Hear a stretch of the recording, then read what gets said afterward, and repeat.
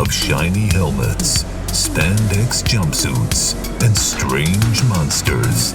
These heroes force feed you a bowl of awesome that is the Tokudon podcast.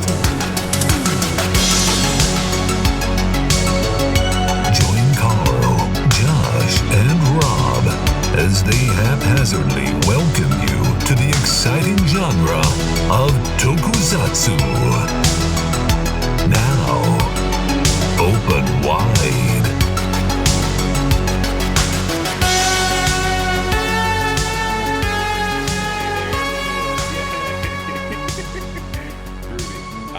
Thanks for bearing with us, guys. Technology is a thing today. So it's a thing. So we're here. I stalled out for a second because I was doing something. Welcome to Tokudon. Today we are talking content creation in the Toku fandom and kind of in general. So if you guys have any questions, anything like that, please feel free to drop in the chat. We'll be going along, and we're just kind of gonna have a discussion about our experience with it. So yeah, if you guys want to start off by introducing yourselves, our two guests today. Hawk, you want to start us off? There we go. Okay. Cool. Sorry about that, folks. Oh my goodness. All right. Good enough. I'm sorry, Hawk. Go ahead. My name is Achilles. I run a YouTube channel. I run a Twitch channel, just mostly based on Tokusatsu content. There's some Digimon, there's some Pokemon thrown in there as well. And I also co-run the Tokusatsu World Tour podcast with Jem on Tuesday nights, where we review just your random fringe Tokusatsu stuff that's up for free and legally on YouTube or Shout Factory. Nice. Yeah.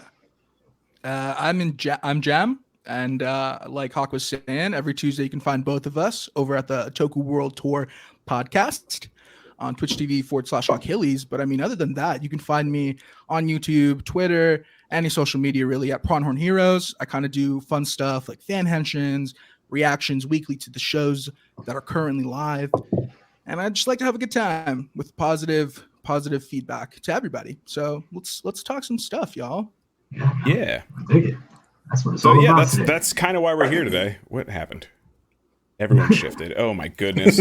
Anyway, I can't Technology. with technology. That's going to be my first thing today. I can't with technology. That's the first thing about content creation. Technology is the bane of my existence. So,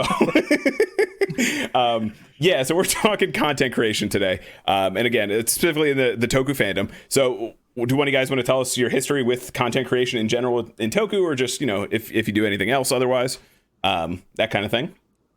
Jem, you go first this time. I got you. So before I started doing Toku stuff, I was a line cook in many restaurants throughout Philadelphia. But other than that, I am a drummer. So like kind of art and being creative has been my thing for like years and years. I've played in multiple bands with multiple different genres. And as a creative person, I have always just been attracted to just like creating something, whether it be a funny reaction or just like a song or a YouTube video. I think that creating stuff is fun, and I love doing it because I am a creative person. It's kind of why I got into cooking as well. But I got to a point in my life where I was like so in love with Toku and so in the Toku fandom that I wanted to speak my piece as well. I wanted to like spread my word and how kind of like I wanted to showcase how I loved about things, because you see people talk about stuff. You see people spread the message about how they fell in love or like what they want to do and like why they fell in love with it and stuff. And I kind of just got attracted to the idea of sharing my passion as well, because aside of just like posting stuff on the internet, I'm just like a fan, like every day I'm watching this stuff, like no matter what. I'm not videoing every reaction that I post, but I'm watching it often. So for me, it's kind of just like a labor of love where like, I know sometimes it could get like a little hectic where I'm at right now, but like I love Toku at the end of the day. So it's kind of just like a combo of me being able to fill that creative void that I have and doing it with something that I love, like Tokusatsu. Yeah. Absolutely. For me, 12 years ago, junior year of high school, I joined in the morning announcements class, and they did it was like a TV broadcasting class, and basically just did the morning announcements every day. And it was all kind of sit down news style, like today we are doing like almost exactly what you see in the Spider-Man movies, pretty much. And I was a big fan of the channel G4, which was like a video game channel, if anybody remembers it. Attack of the Show was my jam. Yeah, Attack of the Show was my jam. And so when I joined the class and they kind of let me start going on air, I was like, all right, take out the desk. I'm going to stand up. We're going to do this Attack of the Show style, turn this monitor sideways, blah, blah, blah. And it kind of I kind of just took over the entire class and changed it all so that it was that style of thing. Instead of being morning announcement anchors, we were hosts. And ever since then, I'd been super in love with just putting out content, putting kind of my spin on that kind of thing. And that's where I learned to edit videos and everything. And it's been like that ever since. I've had a couple YouTube channels that have just dealt with random stuff, and then it kind of fell off just due to work, life, and other things. And then almost a year ago now, COVID happened. I got laid off from my normal job, and I got COVID. And I think the getting COVID part was like, hey, it's now or never. Just do it. Just start this thing that you want to start. And for me, I know Jem was saying you really wanted to talk about Tokusatsu. For me, and this is why we gel so well together, it was a completely different angle of I want to get more people into Tokusatsu. I want to I'm not doing it for particularly the fans that already know it, because they've already seen, Thouser's Henshin. They've already seen Kuga's Henshin. I want to do it for the people that have never seen that before and are going to be like, whoa, I want to get into this. That's cool. The discovery aspect is more of what I gravitated towards. Right. Awesome. Well, Rob and I share most of our content creation history. I think it was about probably close to 10 years ago now. We tried to start a YouTube channel, doing all kinds of Let's Plays and things that ran myself ragged, which is one of the negatives to content creation. You do run yourself ragged sometimes. They were different times. It was different times. But we, it's the same kind of thing. We bounced off a couple different things, tried different stuff, and it wasn't until we kind of started the Tokudon podcast that it really stuck. And I can't speak for Rob, but for myself, it's really just kind of what keeps us in a routine. And when it comes to content creation, it feels less like work than a YouTube channel by itself did. But I mean, it's always going to feel like work. So, well, I don't. Yeah, I mean, in terms of the workload, I can't edit, so that's all Carl. But I mean, it's the ability for us to have an outlet for it, because for years we've just been talking back and forth between ourselves. And I drank the Kool-Aid really late, so forgive me. I joined the Toku universe around 2013. But yeah. So since then, it's been legit. I've just been more and more psyched about it. So every year and every writer, it's become religion for me to be okay, that was awesome. It's not over yet, but what's next? Okay, give me the next one. What's the next one? So, and and it's just since then we've been trying to join the greater group to get that out there. So now that this community is building in where we've always imagined it would be, it's exciting to get in contact with everybody. 2010, what were you guys using to record your Let's Plays? Oh Lord. Sticks and water, I think. Because I actually started this YouTube channel that I'm currently on in 2010 recording off of Fraps, and it was Far Cry 3 Let's Plays of me just going through Far Cry 3 and yelling into this Logitech webcam microphone that I had at the time. This one I'm actually using that you guys can see. The audience can't see it right now. This one I've had since that time. We started with that bad boy. And we were recording on the first Elgato before it was even 60 frames a second Elgato. And it was, you should have seen this spider web. You remember Pepe Sylvia in It's Always Sunny? That kind of red string board on the wall. That was the setup between mics and a recorder and all this other stuff. I drove, literally, it was basically a production truck worth of equipment down to Rob's house. Us and our two buddies set this thing up for something not to work after like 3 hours, Yep. and then just get pissed and not want to do it. Everybody was a bad sneeze away from an ER visit. That's how cluttered it was. Yeah, it was bad. Like, hold this, stand over there, turn that knob. It was rough. It was, but that's like, as opposed to now, there just wasn't as many tools available at the time, even 10 years ago, you know, when it came to that kind of thing. And like, Twitch was a thing, and it wasn't like the monster that it is now. You know what I mean? Like, it was very much still a thing, but it wasn't the force of nature and the go-to program. I mean, it was then, but like, and we were doing even Mixer gaming was still then. a thing. Yeah, we were doing gaming then, so it was like, you know, everybody was doing the gaming. So we were trying to like figure out what it was that we were so passionate about that we could talk about. And then naturally, it's just like, how do we get this Kamen Rider conversation going? What's the best way to get people who don't know anything about it, who just see Power Rangers, you know, like they see Toku and that's the first one. So how do we approach someone like that? Now you can't, I had to stop Carl from taking everybody and pouring a Kool-Aid bottle down their throats like he did me. You know, it's appreciated, it worked, but not everybody's going to have that right response. But it's really just been like our ambition of making sure that we're giving the good message, because we like to critique, but we do it from love. I don't know if you guys are familiar with our stuff, but we do it with love because we love this stuff so much. No, yeah, we definitely talk about the same thing of like, hey, we can, because on the Tokusatsu World Tour, if nobody knows, we review things we find on the Toei Tokusatsu World YouTube channel, just old stuff that like we wouldn't normally watch. And when we started it, we had that conversation of like, hey, we can tear this stuff apart all we want, but let's do it positively. Like, it's some of it's gonna be bad, and we know that because it's from 1980, it's from 1990, but let's do it in a way that's not just like, hey, that was crap and that's it. Like, I feel like we go into it a little more and like name the positives and everything. There's definitely been stinkers that we've watched and made an hour. Yeah, exactly. Oh yeah, we can get into those at some point. Yeah, we'll get into those. But at the end of the day, we're like, hey, we're gonna make this hour podcast of it, and people don't really want to watch an hour of you.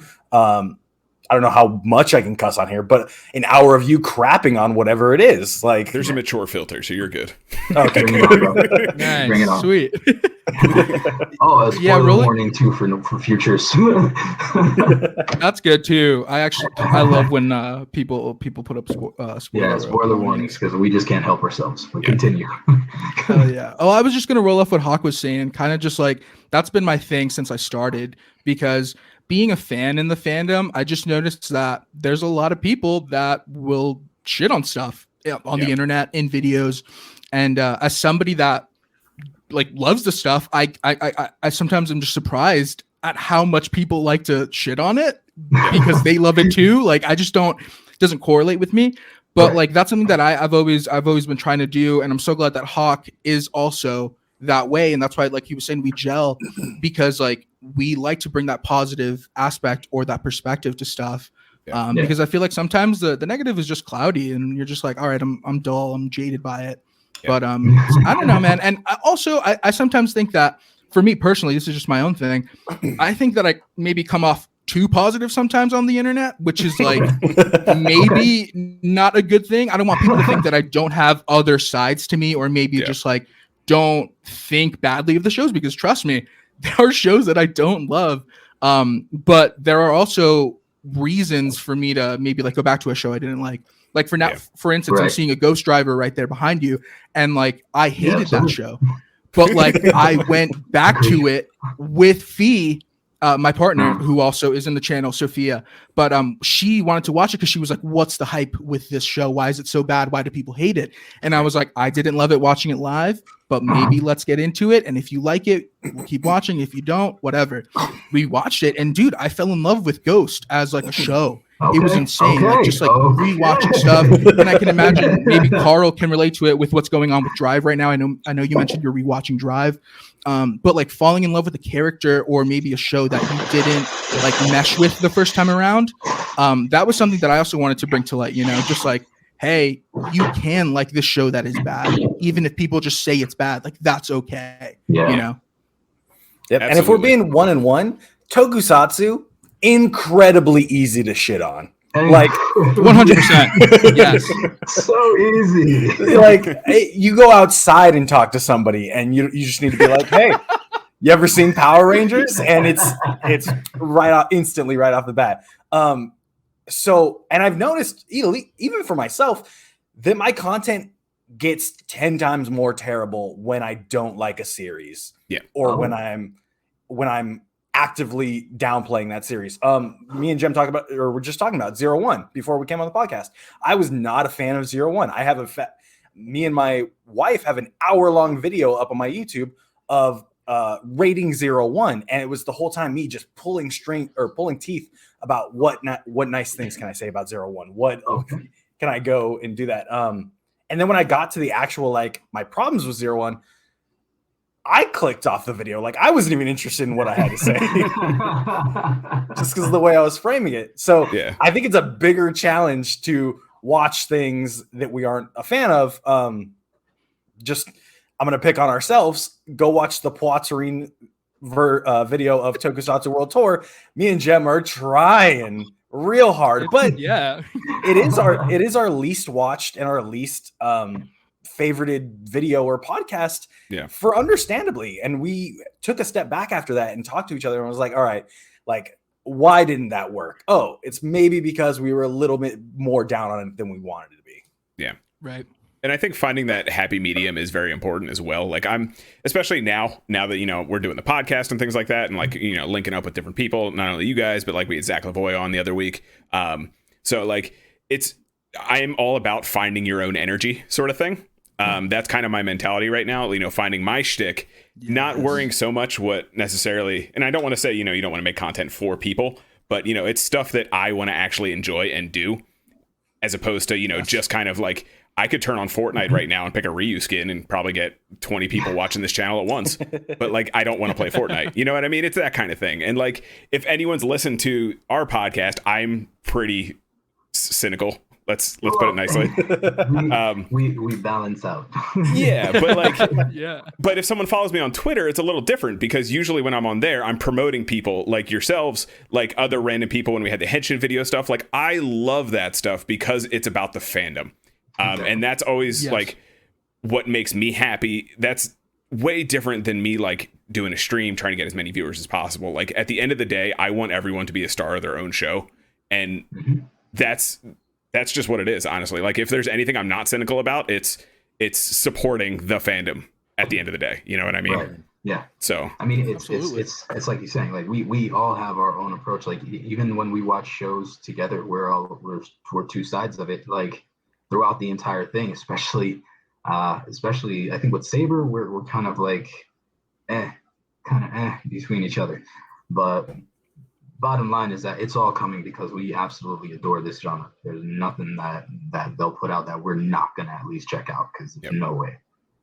Absolutely. I like that. Yeah, that mentality is definitely something I fuck with heavy. I'm so glad we can cuss because I'm a cussing machine. But like, I fuck with that heavy because, wait, what did you say? I lost it. I'm so sorry. This happens to me all the time.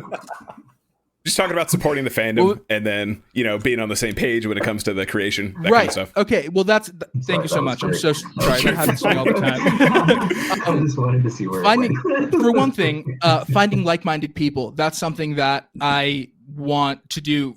Like I've been doing and I will continue to do. I don't think I'll work with somebody that I necessarily just think that it could, for instance, get me clout or anything. Like I don't believe in that. I want to work with people that I know are good people, genuine people, and that are also maybe like on some type of wavelength that I am on.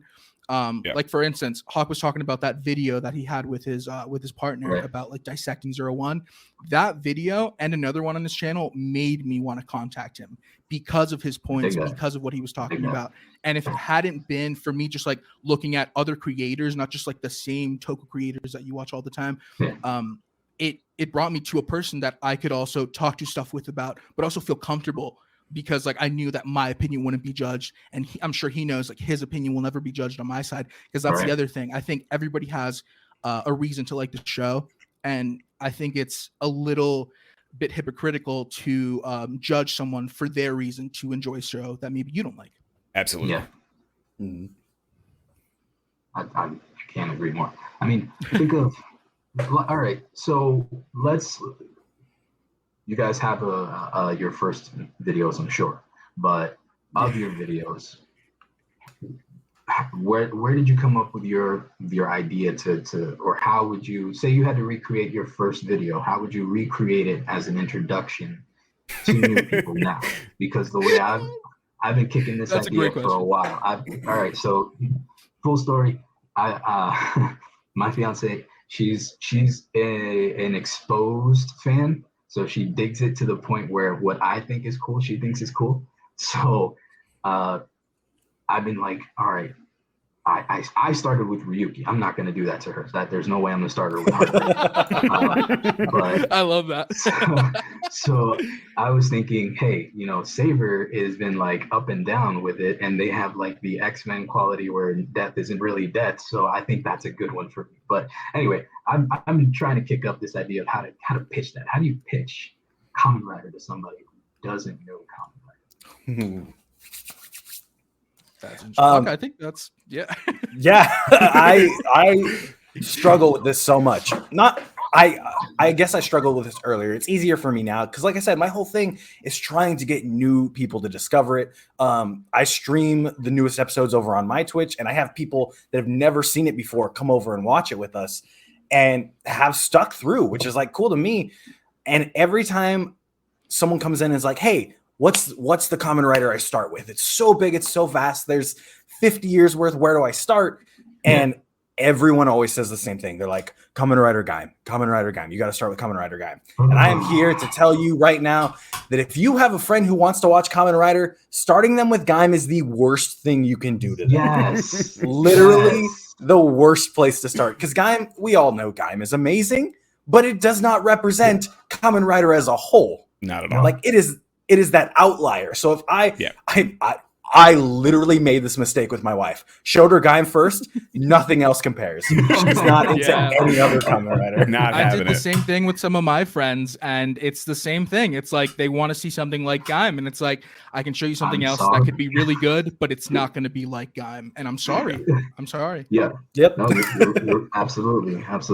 Oh man. Over the years of trying to like preach the good word of our Lord and Savior Hongo, I've like learned to tailor the Kool-Aid to every person I go to, like pour it down their throat kind of thing. So it's one of those things where like Rob, I literally threw him like a CD, like those old CD burn things that are like this thick, full of Kamen Rider. Like I literally hucked it at him and said, start watching. So and then I was like, Ryuki's the one, start with that. But it's one of those things where like I'll tell people, be like, watch this show, and they're like, well, I mean, this one looks kind of cool. I'm like, no, watch this one.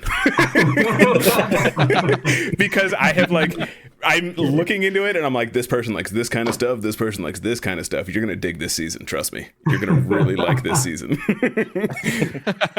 We've all had that conversation of like someone's like, oh, what are you watching? And you're like, it's like Japanese Power Rangers, but like there's only one of them, and like that's just the baseline for it. So when people come in, doesn't that hurt to say every time? It hurt every time. Yeah, it did at the beginning, but now I understand why I have to say it, because you just kind of have to draw that comparison to things that people already know and then bounce it off from there. Like Carl just pours the Kool-Aid in your mouth. He's like, I'm watching Kamen Rider Geo episode 40 and Trinity just came in and Oma Geo did this. And I'm just like, okay, well, this guy, he's a time traveler and he has the powers of, like, you just have to draw that comparison to what people know, because there's definitely people that are like, hey man, that Kool-Aid's too strong. I'm going to go, let me go watch Falcon and the Winter Soldier real quick. Maybe I'll come back to that. Yeah, exactly. Like it's hey, real quick. Falcon and the Winter Soldier, technically Toku, right?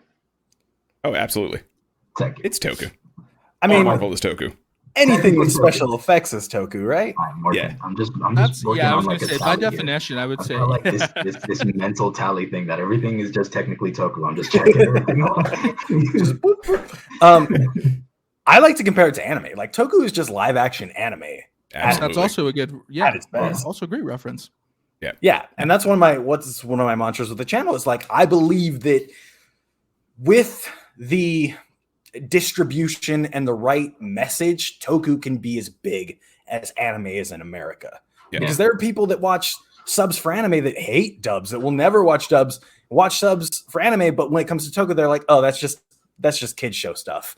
And it's like, bro, I've seen a fruit Jesus become a god, and then like, and I've seen robots bleed out and cry about it. Like, it's not a kid's show to me, but I understand why it would be a kid's show to everybody else. But my favorite is when they do that, and then they turn on like this week's episode of Digimon, and they're like, "This is for kids. This is stupid." And then they just turn on Digimon, and it's like, "Okay, wait a second." Wait, no. Like, correction. Hold on. I think when you got me started, Wizard was live streaming then. Wizard was live Around that time, yeah. When did you guys join on to watch Kamen Rider? I should say, because I'm pretty sure you guys were watching more than just that. Kamen Rider specifically for me, I've mentioned this. Carl has probably heard the story a couple times. I was scrolling through YouTube looking for some stuff. I found a henshin of Decade that changed my world, and that was around maybe like 2009, 2010. But I didn't stick with it at that point. I was very into Sentai at the time because I was a big Power Ranger fan as a kid. Gotcha. So I was very into Sentai. But then around, like you're saying, 2013, I want to say, that's when me and my best friend Josh kind of got into a couple different shows. We started with O's, fell in love, then we just went double, Decade again, and then like Wizard, Forza, we watched them all just to kind of like catch up. And it took us a little bit. We didn't do this like, every day, but we were doing like once we finished the season, start another one. Yeah. So by the time we were done watching a bunch of Rider, Drive was ending. So we were like, oh man, Ghost is about to be so sick. Kamen Rider is thriving. We are in it. This Halloween theme is about to be dope. And then something happened that I wasn't expecting. But yeah, that was kind of my situation. Is that what it was? I feel like we're building to this Ghost conversation at some point. I feel like we can't talk about it, but like I mentioned before, I definitely went back to it years after and like fell in love with the show. I still don't like Toku as a writer, but that's a whole separate conversation. I will say though, Ghost was airing at the same time that Ninja was airing, and they were transitioning into what was after Ninja. I think it was like Juoju or something, and I was not about it. I was not about it. It was like a point where I was like, I think I might have to like stop with Toku. I think this might be my point. Wow. Yeah. I'll just start watching older stuff, get into like Showa stuff, or just like start rewatching. But I thought I was gonna stop. And then actually happened. And that for me changed a lot of like what I expected from Rider. Because I lost hope. I was like, man, if this is the route they're going with Ghost, just giving me forms every week and just like not really giving me like importance. Granted, Ghost has some great storylines. But yeah, dude, X8 for me really changed the game and really made me stick with it. I think we all kind of have that too. Like that kind of dark period, the dark age, if you want to call it, where like we just need a break for a little bit. Like mine was right after Decade. I think O's was just starting, and then we went from O's, and I'd watch a little bit here and there. I didn't really get it. I enjoyed it much more, like you were saying, Jem. Like I enjoyed it much more once I actually sat down and watched it. But like I would see a little bit here and there, and like it just didn't do anything for me. And then Forza came along, and like I shared my opinion on Forza on your show this week. I just not a fan. Not a fan. You're too friendly. Get out of my bubble. Okay, that's pretty much what it is. I don't like that. And then so it wasn't until like Wizard again when I picked it back up, and I think that's honestly probably why I went so hard with Rob getting him into it, because that's kind of like that was my renaissance almost. And like I did take a few years off, but like at the end of the day it was still like, hey, this looks pretty cool, or like just like you were saying, Jem, watching old stuff, that kind of thing. I mean, Godzilla is always a part of my life no matter what, so that kind of thing. It was sometimes you got to take a break from different stuff. I want to mimic Drake in the chat real quick. The new Digimon does get really dark, so just pulling out my defense for that. It does. I can't wait to start that. I'm all about dark stuff. Let's go. Yeah. But in terms of where I started Toku, like obviously Power Rangers is a big thing, but I don't even think Power Rangers was my start to it. My stepdad, we had a VHS collection of all the Godzilla movies. I'm pretty sure it was bootleg, but when you line them all up, it was Godzilla shooting flame, and in the flames was all the other kaiju from the movies. That's cool. What? And so I like, seeing that was like blew my mind. And so we just sat down and watched them, and that was like our weekly viewing all the time of like, Dad, put back in Godzilla versus Mechagodzilla, put back in Godzilla versus Mothra, to the point where like they all kind of blend into my mind. I can't for the life of me name singular Godzilla movies besides like Tokyo SOS and Final Wars.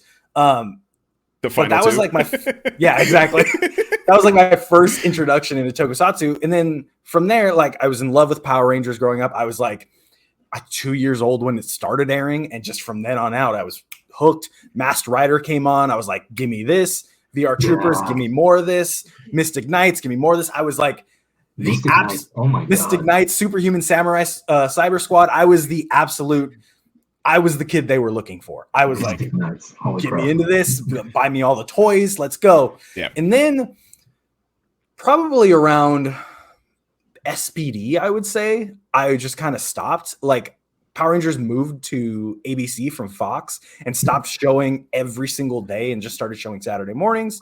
Yeah. And I just kind of stopped watching, but I still read stuff. Like I'd still see every Kamen Rider henshin pop up online somewhere. I'd still see it. I knew about it. I want to say when Gaim was airing, I joined a couple Facebook groups that were like, "Hey, Gaim episode 1, Gaim episode 2," and I like, "Oh, let me watch this." And then they all quietly got like taken down.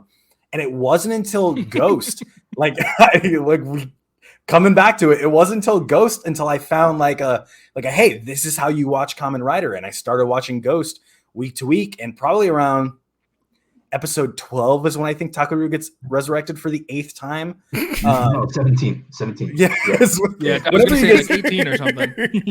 whenever he gets token boost, I remember like legitimately crying at that episode and being like, man, This is so good. bad. And then 3 episodes.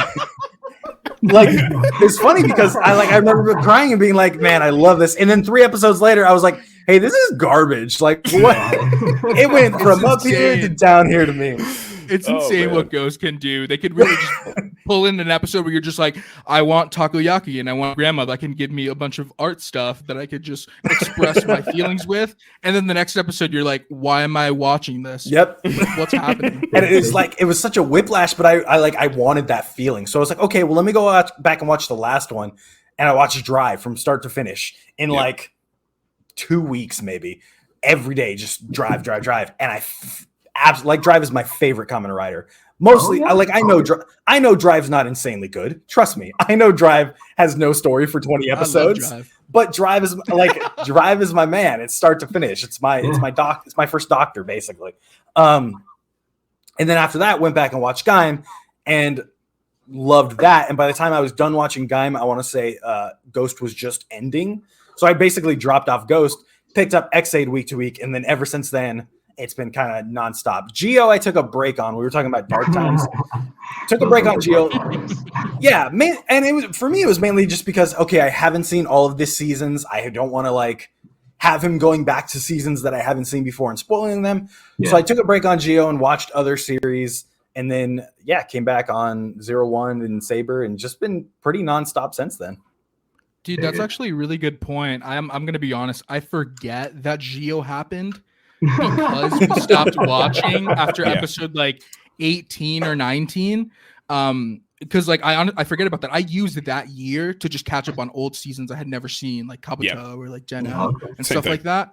Because it was an anniversary season, I was like, well, if I don't know the guys that are going to show up, might as well watch their shows. And Sophia was down, so like that's when she fell in love with Blade and stuff like that, and we just really connected to like earlier Heisei seasons, which I think have a beauty to them that people might not gravitate towards because they love like the newer style of Kamen Rider. But I think there's like a slow burn aspect to older seasons that like gets discredited because of like the way they like to tell their stories.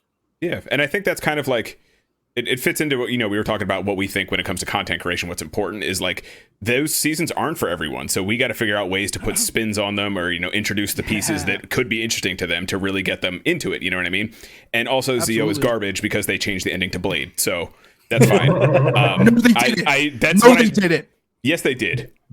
No they way. changed I haven't the ending seen to it. Blade. That's when I stopped watching, honestly.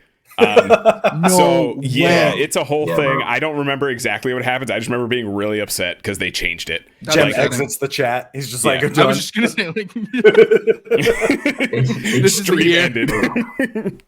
it's hard. that's yeah. insane. Yeah, they changed the ending, and they did. I mean, it's obviously like anniversary season, kind of not really canon, but like still, they changed it, and I was like, "You're literally ruining my favorite part of Blade. Please stop." Yeah, so but yeah, like it's at the end of the day, it's when we love something like that, especially loving an older series like I do, or you guys probably love some older ones too. Like we do have to kind of figure out ways we can introduce that to people because some of them are getting a little dated now with the special effects and everything. Obviously, the ones from like the 80s and the 70s are Starfish Hitler. I'll just leave it at that. Yeah. But you know what I mean? Like, so I think it's also like part of that is kind of what keeps me interested in the content creation aspect because it's almost like trying to figure out a puzzle of how, I was talking about the Kool-Aid, how I can introduce this stuff to people and that sort of thing. My favorite thing to tell people to introduce them is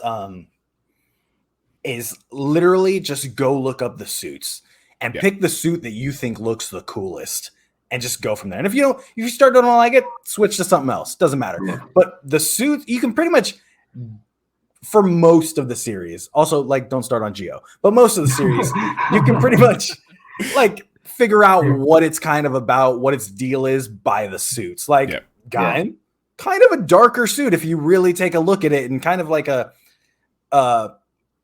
understated suit. Like there are a lot of subtext in Gaim, and you kind of get that. Yep. I look at X8 and I'm like, hey, this is bombastic. This is like Wacky. This is going to be out there, wacky, in your face, Yep. and that's what X8 is as a season, 100%. Yeah. Yeah. But good. Yeah. But really Right. good. Done very well. Like my dark time was X8 when X8 came out because I just couldn't. And then it wasn't so much the pink. I was okay with that. No, you weren't. Was Don't lie. just- You weren't okay Well, with it. I said it wasn't just the pink.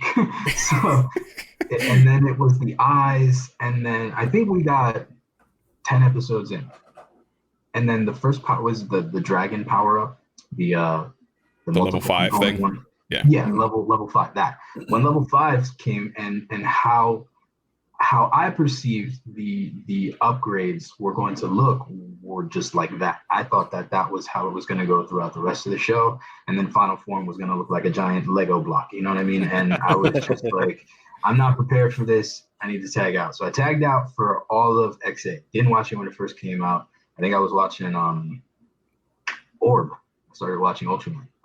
Nice. So I did that instead, and then that's it. And fast forward, last year? The Dark Times? The Before Times. I'm sorry. Until I said, hey, let's make a podcast. And then, just wanting to give everything another shot, I was like, okay, let me watch X8 because now I've seen that so many people tell me it's awesome. How can I be the only asshole that doesn't think it's not awesome? You know what I mean? Like, Forza for me. like exactly. Yeah. Like, okay, listen, if I'm wrong, I'll be wrong, but I'll still be at least credible that I watched the damn thing. So I got it. And then I think for me, when they started the parallel connection, when that became more like a thing, and I realized the level that just that one character was, and it made me appreciate all the other characters. I'm like, holy crap, that was great how I didn't realize this relationship was being developed in front of me and the levels it is now. And the character, I was like, okay, now I'm locked in. Forget the pink, I'm in. and that was it. I still have a weird feeling about Muteki, something about the predator braids. I still just can't. But that's details. That's just me still being kind of a dick. But other than that, I'm on board. I really like the story. I changed my opinion 100% having watched it again. Or watched it the first time too. Right.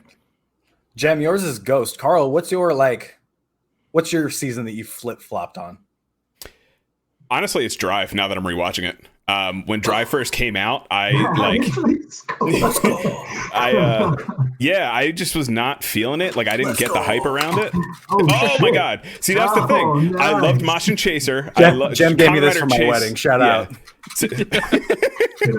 Like Signal, like Kamen Rider Chase was okay. He was fine. He didn't really do anything at that point, in my opinion. But I'm rewatching it, so I didn't get there yet. Don't worry. Formula just showed up. So I despise Formula when that came out. Ugliest form in all of Kamen Rider history. Oh yeah, it's awful. It's still awful. I think we saw the trailer, the preview together, right? We saw the preview at the same time, and we both had that abysmal hole in our stomach. Like, are you serious? Like genuinely insulted my spirit kind of feeling. Like, it was so bad. But yeah, now that I'm rewatching it, I'm talking about this video that I'm doing, and that's the subject of it. Honestly, it's flip-flopping on this and what there is actually to love about Drive, and I'm noticing a lot of things, especially with Shinosuke. He's a much different rider than I've got the first impression for, and it's refreshing, honestly. Like he's a really cool main rider, and just that he's so human, I think, is what's drawing it to me. And like he's going through a lot of things when it comes. I'm not going to get too into it, just that's a whole other conversation. But like especially when it came to his partner and things like that, like he's clearly going through some like depression type symptoms and stuff like that. And I thought that was really cool that they just like subtly threw that in there and to like ground him way more than just being this huge main character, big dick swinging main Kamen Rider kind of thing. Lazy as shit also. Like Shinosuke, the laziest Kamen Rider. Absolutely, and I love it. And then he just like tightens his tie, and he's like, "All right, well, I guess I'll move fast. That's cool." Yeah, he's like, "Let me get a C in this class real quick and pass this. Let me make sure I pass high school." So yeah, like that's definitely the one that I flip flopped real hard on. And yeah, it's a treat, and like I don't want to say I've been in a renaissance, like a dark age lately. It's just kind of going back and watching other seasons I haven't been super into. It's kind of just watching the week to week I've been doing, just because work and life and COVID. It is what it is. But this is kind of like reinvigorating that in me to like go back and watch either seasons I didn't like or just seasons I haven't really like I've been putting off forever. Like Hibiki, I still haven't watched. I don't know if I really want to. I can't get past the second episode. So it's weird. It's too experimental. I can't do it. But yeah, it's cool. And that's an outlet I think that content creation has allowed me, because I'm not going into it thinking, oh, I can make a video out of this, but like I go into it and start thinking, oh, it would be cool to make a video out of this. You know what I mean? Yeah. And then having that little spark inspires me to, like I said, go back and watch other stuff. And, it really just comes down to having fun with the content I'm looking to create. Yeah, I can see that. My two in terms of flip-flopping are actually currently happening. The first one we were talking about a little bit earlier is 01.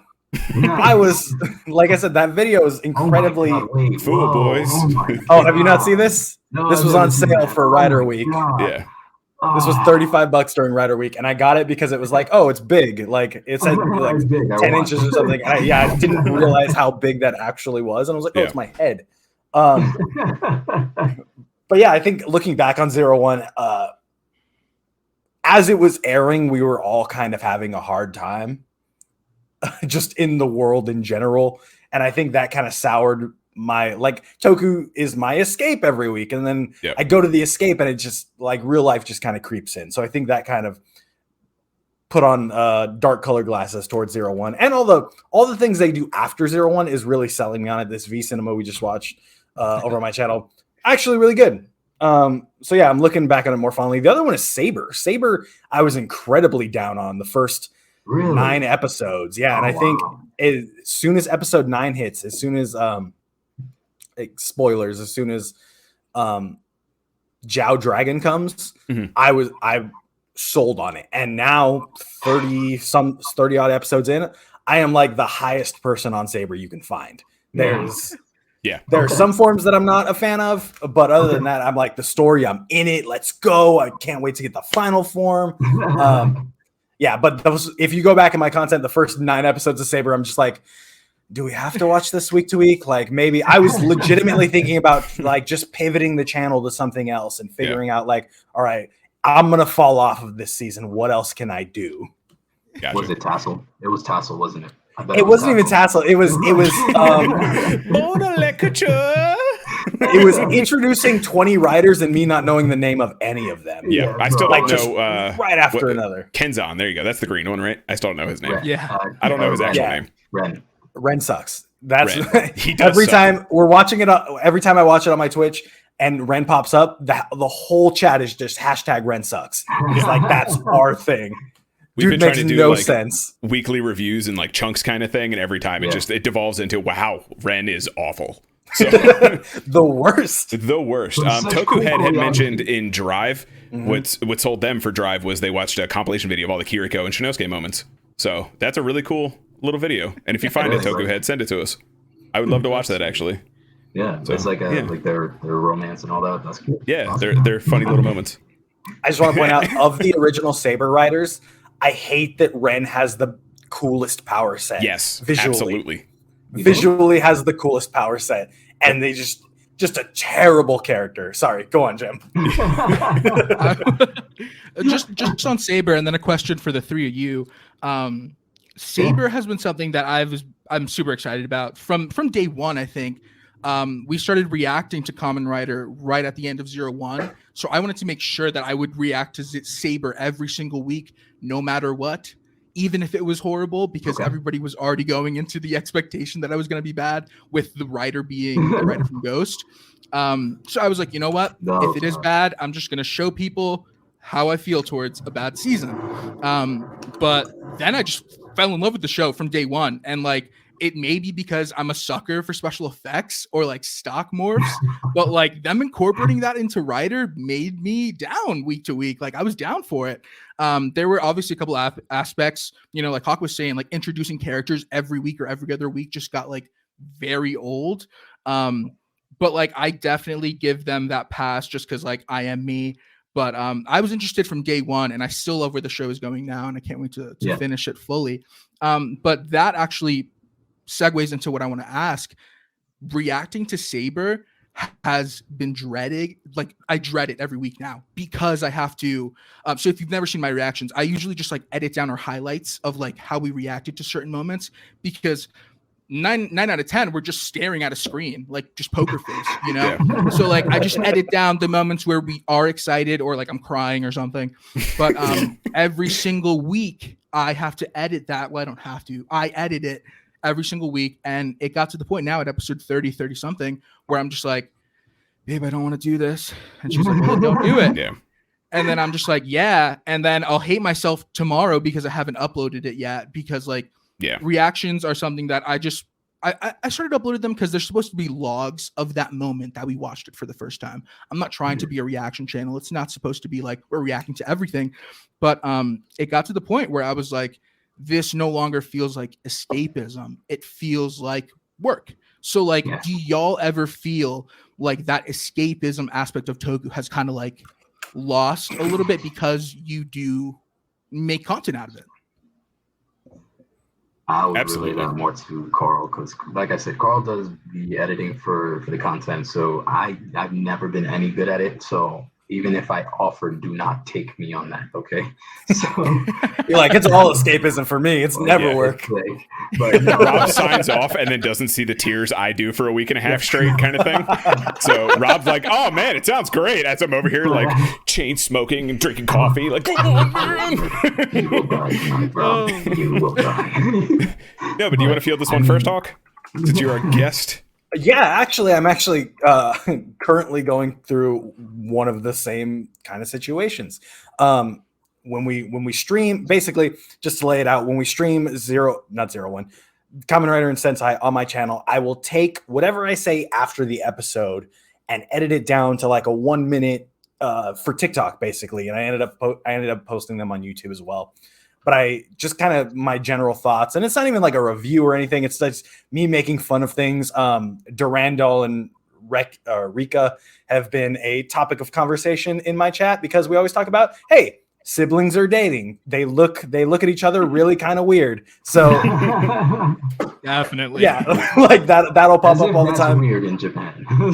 Yeah, it's just like that's the weird part in Japan. I'm like, get you a woman that looks at you the way she looks at Durandal, because that's love right there. That's some Alabama love. That's what that is. Exactly. Alabama. That's hey, if that's what you like in Akihabara, like go for it. But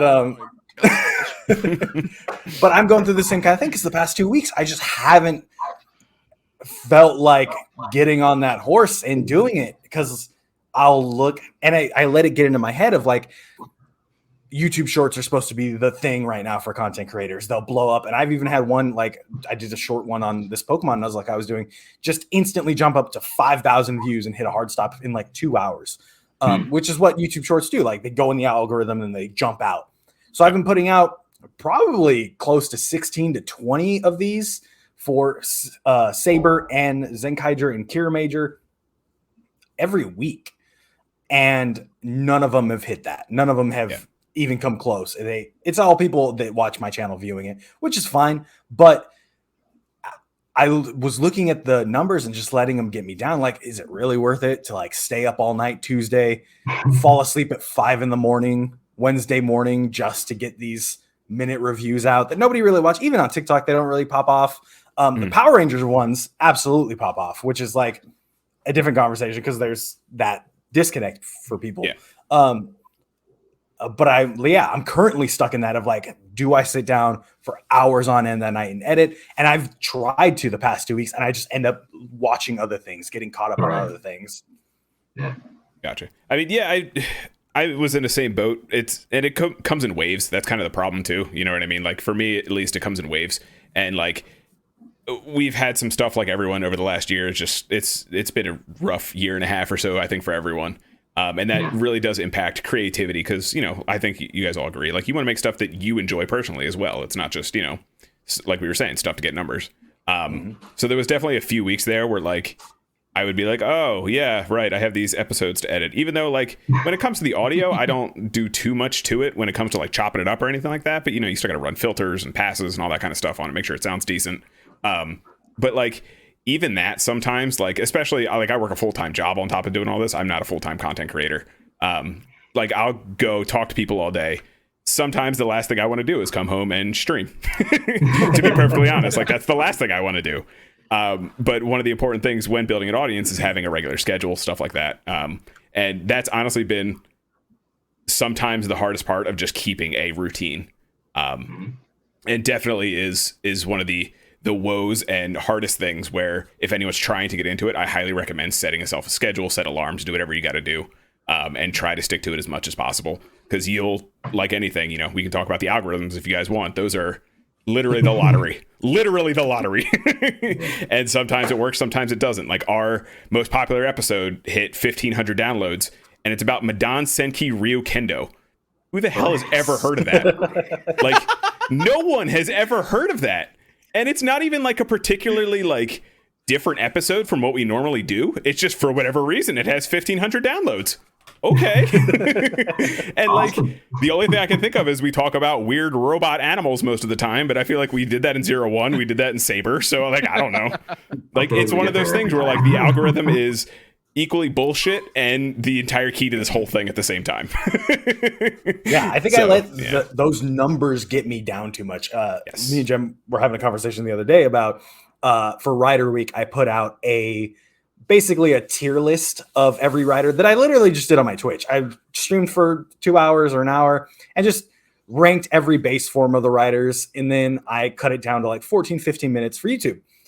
And just probably the least effort content I've ever done in terms of like for my regular YouTube videos, I literally have to change around this entire room to film with. This is my kitchen. My kitchen's right there. This is my kind of dining room area. My wife works right behind me. She teaches.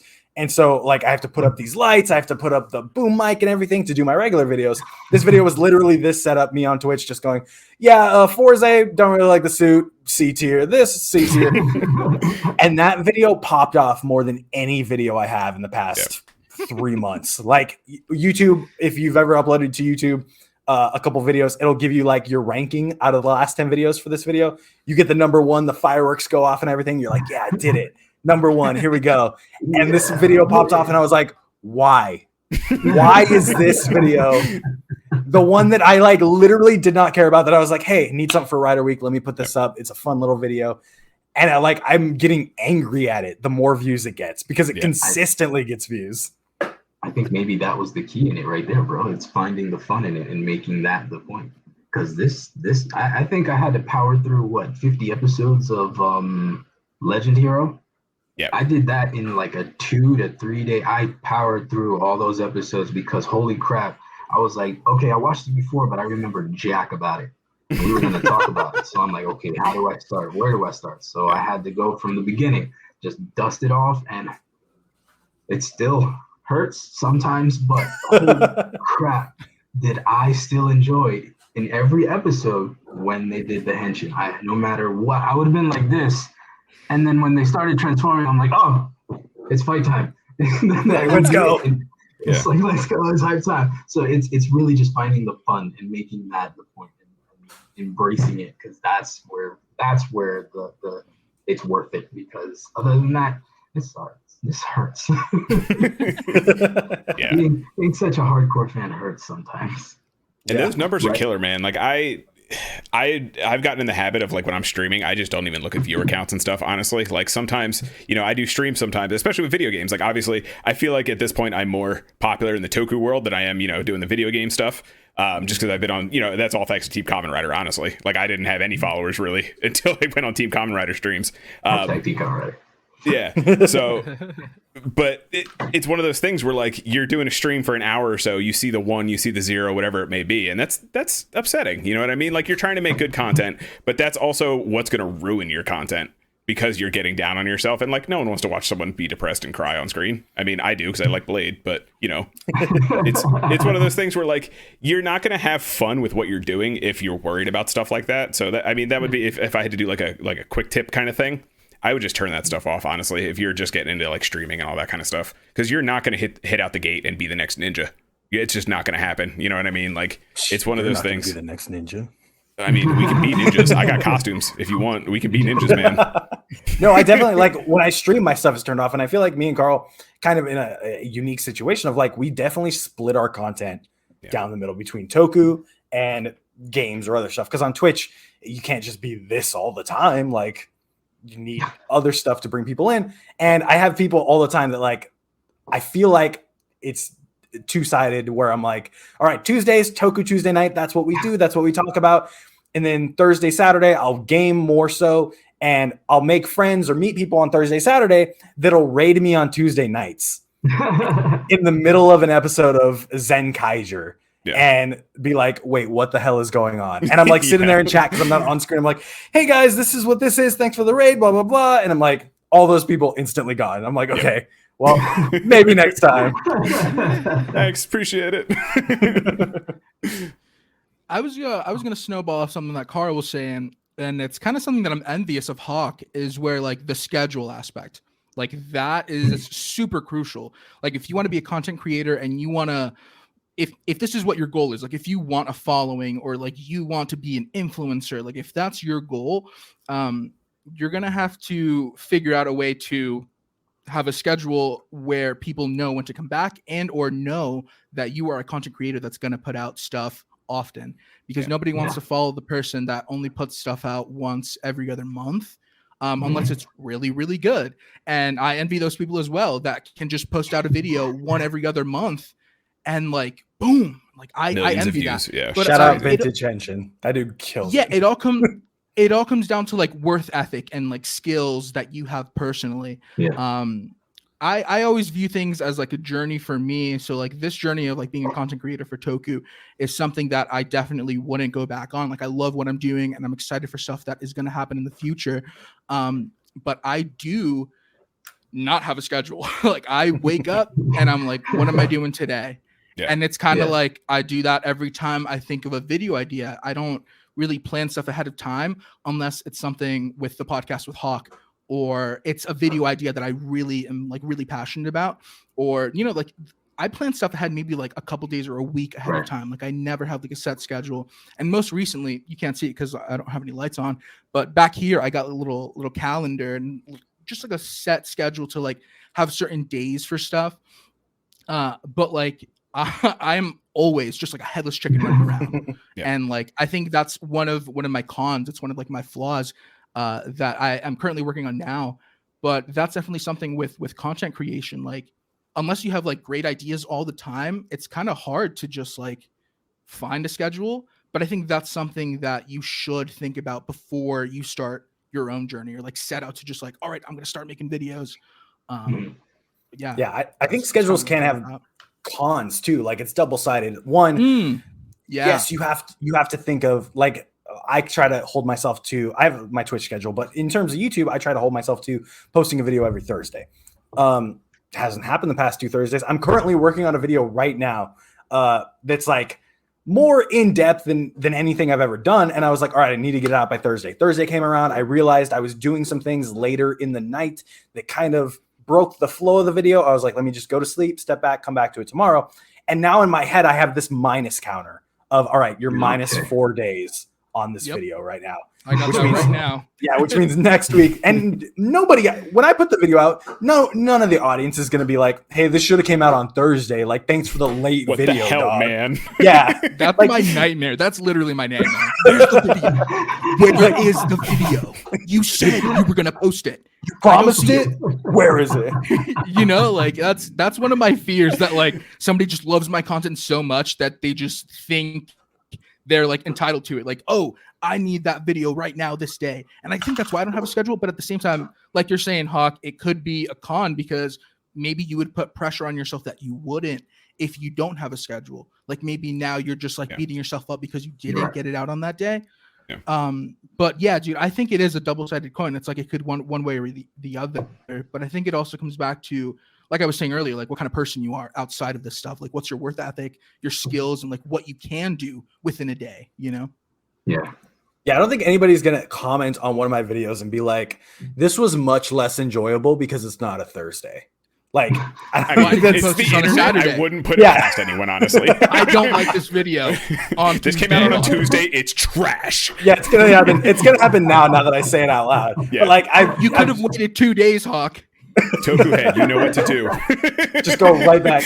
Yeah, Toku head says, prepare yourself for that comment. I know it's coming, but even like, I'm gonna be that person. But on the other side of it, like, it forces me to think of something every Thursday. Yeah. I put out a video about the secret origin of Godzilla versus King Kong that tells the story of how that original movie got made. And it was like just some idea that popped off my head of like, oh, I know something little about this. Let me research it and make it into a bigger thing. Got that out on a Thursday. Didn't do very well. But at the same time, it forces me to post a video every Thursday. And like you said, it's a lottery system. You can't win if you don't play. The more videos you have, the more chances you have for that video to kind of blow up. There's kind of this kind of phenomenon with one of the videos on my channel that I put out maybe 8 months ago at this point that still gets like 100 views a day. It's about Ultraman. It's about the first issue of the Ultraman comic book. And it has 90% of the viewers are in like Malaysia and Indonesia and those kind of things. Like, it's tight there, man. I'm telling you. Yeah. And it's just like a lottery ticket that I didn't expect to pop off. I thought, okay, issue 1, kind of, you have a time frame of a month. People will look up, all right, issue 1 review. You got that month until issue 2 comes out, and then people were looking up that. But 8 months later, and it's still popping off. And like, I didn't know that would happen. I just thought, hey, this issue comes out today. Let me review it real quick. Let me talk about it and put it up. And that's kind of the beauty of, like we were talking about, having that schedule of every Thursday. You need something every single time. Right. And I know for me too, like having that schedule helps, just kind of what you're saying, just to piggyback off that, like the juices stay flowing when you have some kind of schedule, you know what I mean? Like it's very easy for me to like I have my computer desk, but my living room's right over there. Like it's very easy for me to just go over there, turn on the PlayStation and not do anything for 8 hours. You know what I mean? Like, but it's kind of like in the back of my head, I'm also like, you know, if I'm just going to sit here playing for 8 hours, why don't I just stream it? But you know what I mean? And it's, you have to kind of also find that balancing act. Cause I feel like not everything I play is going to be entertaining for people to watch. You know what I mean? Sometimes. And that's part of it. That's, you know, another factor. And there's, as we talk about it, I'm realizing how many factors are just depressing and against me whenever I do everything. But yeah, I mean, it's cool. Honestly, it's fun to do. And that's like we were saying, at the end of the day, you really just have to have fun with it. And yeah, like keep a schedule, especially if you're bad at doing things, keep a schedule. Yeah. I think the something that I thank Hawk every day without him knowing, having something to do on Tuesday every week is, it's like Like I don't have to think that day. It's like that day I just maybe watch what we're going to talk about, or I just make sure my notes are good. But that day, and my Wednesday too, I tell Hawk Wednesday's my day off. But Wednesday too, as long as I upload that podcast episode to my YouTube, I'm set. I don't have to worry about any other content, because if 50 people watch it, 10 people watch it, 150, I'm glad that somebody checked it out, and I don't have to worry about posting something that day. Because that's the other thing with me. I feel like I'm always like chasing the dragon. It's like, all right, got to find that other thing that's gonna like spread me out a little bit more, or maybe just like get some word out, show this idea or whatever. But I'm sure y'all can relate to this as well. When you're not chasing the dragon is when like stuff happens. Like when you're not so worried about the big hit or whatever. Because like, let's be honest, like while like stuff isn't really about numbers, and I talk about this all the time personally, I don't really do stuff for the numbers. You want a video to do well. Like you want a video to reach as many people as it can, because whether you have selfish reasons or you just want to make sure that your message is heard, or like whatever the reason may be, I feel like you will put certain pressure on yourself for that. But when you're not overthinking it, when you're just like, all right, let's do another idea, or you're just like in a flow, that's when something will happen. Maybe, you know, like when you least expect it, it's just like, oh, that'll pop off. And like for me, that was like very early on when I started doing like Pronghorn Heroes, because Pronghorn Heroes was named something else, and then it was named something else. So Pronghorn Heroes was kind of like the last evolution of our channel, hopefully. But it's something that when it started, I was just like, all right, let's just start putting out ideas instead of like silly videos, because I was just doing like funny, cringy content. Because like I personally, I don't mind putting myself out there like that, because I love watching cringy content. I love people. Or I love watching people make a fool out of themselves. So like I'm all down with that.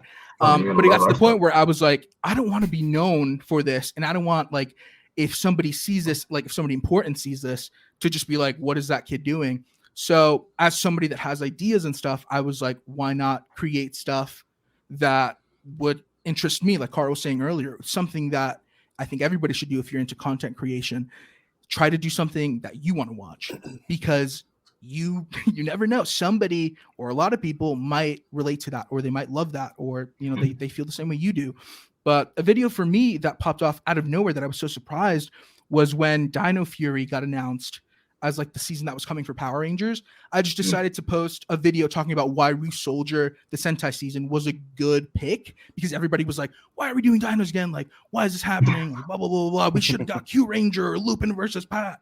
And like, while I agree with that, you are like, I'm also angry that we didn't get those seasons. There's a pro to that argument as well. Like there's a good part, and there's probably a good reason why Hasbro or whoever else decided to go with that season. So like I made a video just like, hey guys, it's a kind of a good thing too. Like it's great. Like, right. Like we're good. Yeah. And that got like, it was my first video to hit over 1,000. And that just like pushed me to just, okay, so it's possible. People are interested. And or it's just a thing that I can do, you know, because I always thought it was impossible, you know, reaching a number like that. Yeah. But I think that's something that when you don't worry about too much, it can just happen to you when you're just like in a flow. Absolutely. Do you guys know what the 3 H's of like content creation are? No. I do awful, like he educated for a content creator. He educated me last week about that. Yeah, so like I'll say as a content creator, one of my weakest aspects is I don't do enough research of things and like learning the craft. I kind of just like throw shit to the wind and see what happens. My weakest aspect is that I learn too much about it, and it stops me from making my own stuff. Yeah. Is that like, oh, this content creator that talks about content creation is live, I gotta watch him instead of focusing on my own stuff and making my own things. Yeah, gotcha. Yeah, exactly. So the 3 H's are this kind of idea that YouTube partner managers tell to YouTube partners. And back in the day, it was kind of like a hush-hush secret. Now it's a little more known. Basically, it is what you need on your channel for people to keep coming. And the first one is hygiene or help content. And that is your basic like how-to videos, how to do this, or videos that will get views for years to come because people are searching for that thing. Yeah. Okay. Timeless videos. How to fix a sink, how to unclog a toilet, how to change your oil, that kind of stuff. Yeah. But like a Toku spin on it per se. How to illegally stream everything. Yeah, Exactly. yeah. Like, hey, where to watch Toku would be one of them. Yeah. Like, Right. tons. We get that question. Every single one of us gets that question 10 times a day, on no matter what platform we're on. So that's that kind of content. And then you got your hub content, which is like your weekly stuff that people come to your channel for. That, like, for me and Carl, it would be the scheduled Twitch streams of like, hey, I know this is where I'm going to find Hawk or Carl at this time. I could always get, even if I don't watch any other stuff. I have people that don't follow me anywhere except for Twitch. And if my Twitch went away and got banned, which is like a very likely thing considering the things I show on it, people would have no idea where to find me, because every Tuesday night at 6 p.m. I'm not there. And then the last one would be your hero content, which is what I wanted to tie to what Jen was saying, that Dino Thunder thing. It's basically, or not Dino Thunder, sorry, the Dino Fury video. It's basically your best, most passionate content that they call it your Super Bowl of content that you don't get every week. You might not even get it every month, but when you put it out, that's the one where people are like, man, this guy can, like, this is great. I want to be subscribed to this person. Yeah. So they talk about having all three of those layers to get to people. And like we were talking about before, letting the numbers get to us. Every time I think something is hero content, it like does terribly. And so I'm like, man, is that something is that with me? Or even this Digimon video that I'm working on that I put 10 times more effort into any other video was all because I watched another creator's video of like how to edit for this, and I let that get in my head. So now I'm like spending days on it. Yeah. And if this video comes out and gets 80 views, I'm gonna be like, well, let me just stick to these 1 minute TikTok videos that like get a little bit more than that. Yeah, I feel that on a spiritual level, because that's actually how this Drive video I'm working on. There's a content creator, Super Eye Patch Wolf, if anyone's ever seen any of his content. Super great guy. He makes really interesting videos. There's one up right now he just put out about psychics and how just like it's a huge scam. But he goes really in depth into these like character analyses and like why you should watch these different animes and things. Those are particularly the ones that draw to me. And that kind of fed into this, I want to make these about Toku kind of thing. And I think that's where a lot of my ideas come from. I'll see stuff I like you guys were saying. And mimicry is the highest form of flattery kind of thing. Like, I love this stuff. Other people love this stuff. It's different subject matter. Maybe it'll touch people, that may not, that'll watch that stuff and they'll say, oh, it's about Toku. It's a similar vein. But then obviously you're getting into like, you lose a little bit of individuality if you do that too hard. So it's interesting, I think, sometimes where you get that kind of stuff and where you can find influence, and you just have to be like self-aware, I think, when it comes to that kind of thing, looking at other content creators. Yeah, I think speaking on individuality, I think that's another thing I struggle with as a content creator, which I'm sure maybe you guys can speak about as well. But that thing that when you're looking into being a content creator and or somebody that wants to do YouTube just in general, everyone's always like, you got to find your voice. Like, you got to find what's your voice. What are you going to say that somebody else won't? So like that was something that for me, I was like, what is my voice? Because like, I'll say something that somebody else said, and then somebody could be like, oh, stop being this person.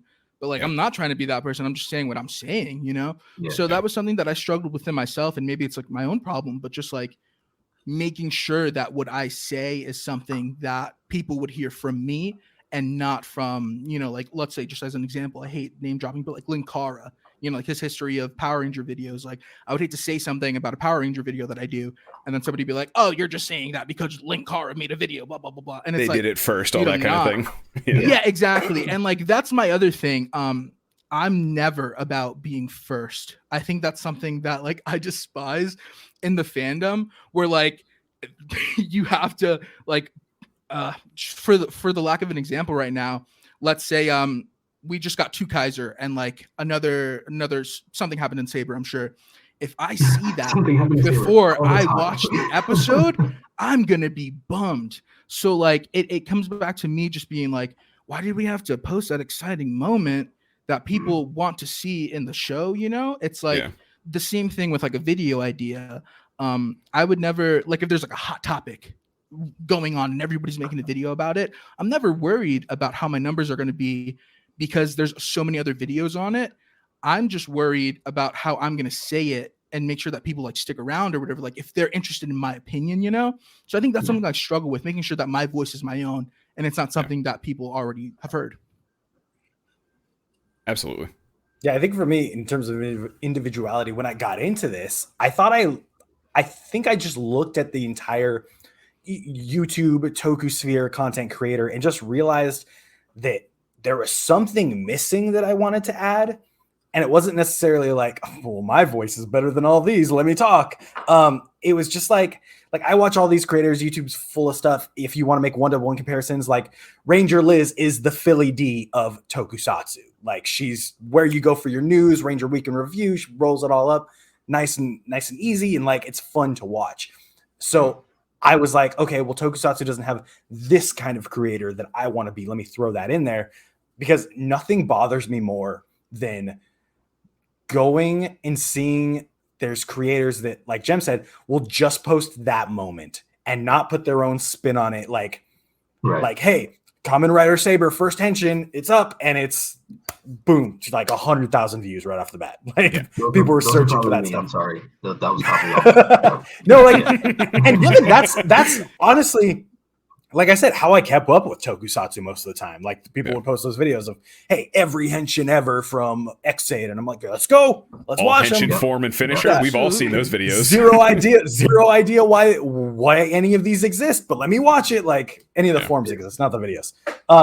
I never wanted to be that kind of person. I always wanted to put my own kind of spin on it, and I struggled a lot of the time of like, all right, well, why is my spin on it valuable to people that aren't me? Yeah. I even thought that when I started streaming on Twitch, like, why would people watch this person as opposed to anybody else? And it just took finding that voice to figure it out.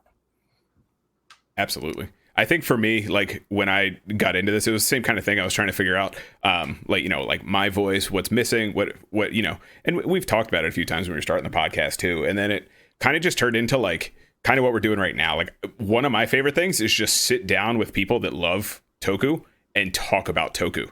And that's kind of where this sort of like soapboxy kind of podcast discussion thing started. Like, yeah, we do reviews. Yeah, we do top fives when we can't figure out content because we plan things awfully. So we do top fives every once in a while. But like most of the time, yeah, like we'll just pick like top 5 villains, top 5 whatever. If we can't think of anything or don't have time to watch something, but little secret if you see a bunch of those on the Toku, episode list. But like at the end of the day, that's exactly what it is. This is bad. We need to put on an episode. Sorry, let's do this. Let's just do something. Okay, I got it. What'd you write? Usually it's like an hour before we record it too. I'm like, Rob, we got to do this. But like. I guarantee I can be louder. I'll be louder. I got a big loud voice. But that's not the point. And the beard helps too. That does go a long way. But yeah, like it's just like it's my favorite thing to do. And I thought like having that kind of discussion forum, like obviously there's a lot of podcasts on Toku. There's all kinds of review shows, things like that. Just having like a forum discussion, I thought was kind of a interesting idea that people may or may not want to listen to. I don't know. I mean, it's fairly popular. So I guess people like it for the most part, or, I'm ugly, but I'm funny. So there's that.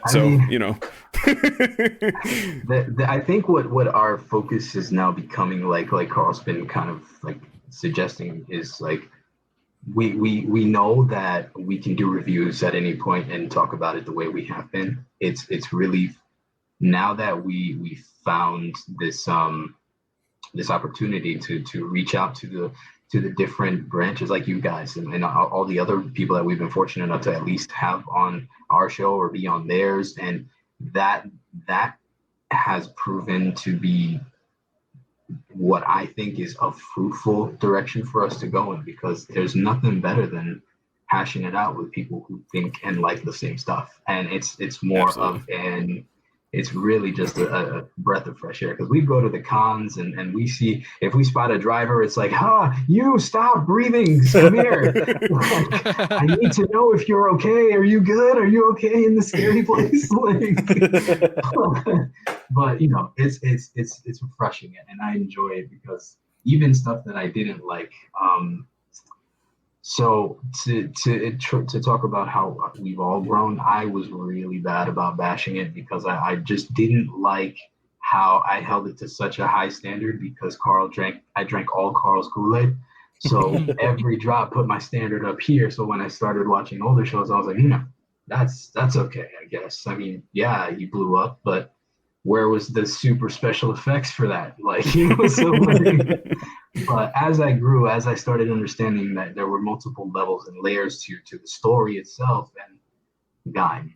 So the very show that I started watching was midway through Wizard, but when Gaim started is when I was watching week for week, and holy crap, since then it's just been like I now know when I like a show like Gaim, how I approach my own understanding of it. When we do our reviews, my notes used to be, and then he picked up the cup, and then he looked at his face, and he said, it used to be just like what was beat for beat, not what I felt, what was going on, what the moment meant. Now my notes are like that Charlie Day thing where it's all over. Like, and then you can see that when Toma's face brightened up when he looked at Kento, it ripped his heart open, and it's like I felt it, man. So like I have to say that doing this together with him has taught me how to appreciate the levels that this stuff takes, and even the stuff that doesn't get noticed. Like the Easter eggs that I don't notice all the time, but somebody does. You know what I mean? Like that's the stuff that I talk about, that I want to know about. It's crap, man. That's interesting. Yeah, going back to I wanted to. Oh, you go.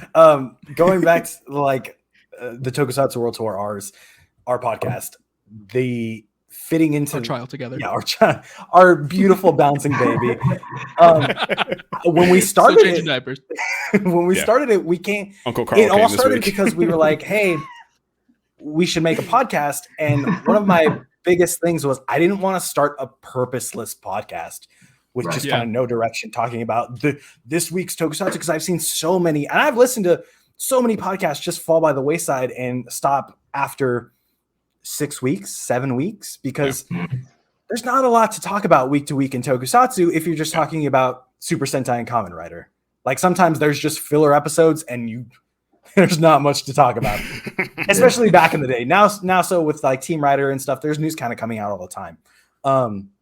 But I've seen so many podcasts just fall off after that. I was like, hey, we need some kind of purpose. And we came up with, well, let's watch the stuff that we wouldn't usually watch, so that and just one episode too, because doing full season reviews every week is kind of a big ask, not just for us, but for our viewers.